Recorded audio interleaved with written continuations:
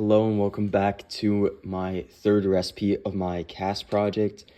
Today I'm going to be making chocolate chip cookies, but almost everything in the recipe I'm going to be using alternatives for.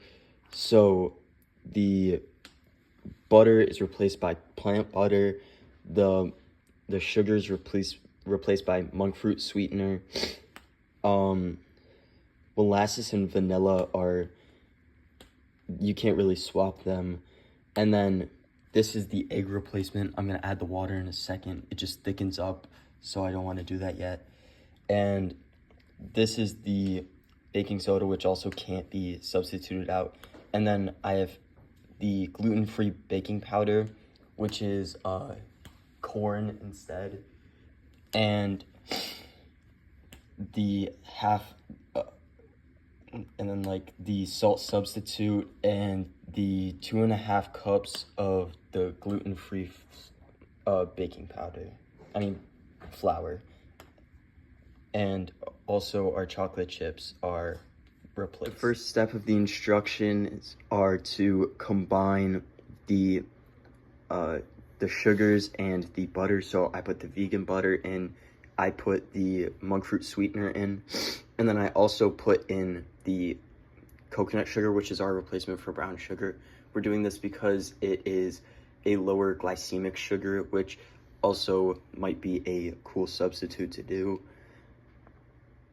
All right, after we beat it until it was creamy, I added in the egg replacement, the molasses, and the pure vanilla extract, and next we're going to mix until it is fully combined.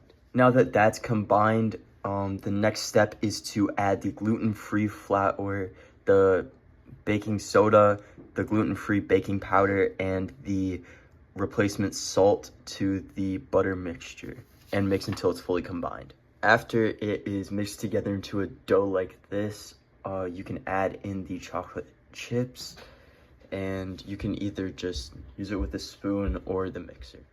Once it's combined together like this, you can start scooping it onto a tray lined with parchment, or if you have a cookie tray like this, you can just scoop it onto the tray.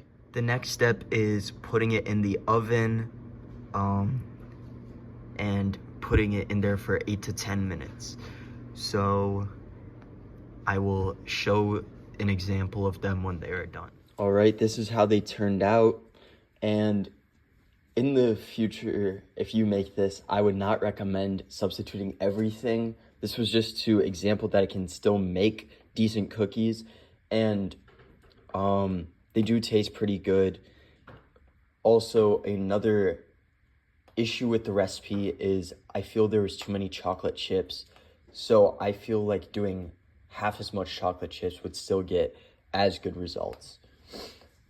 All right, thank you for watching, and if you enjoyed this recipe, please like and subscribe.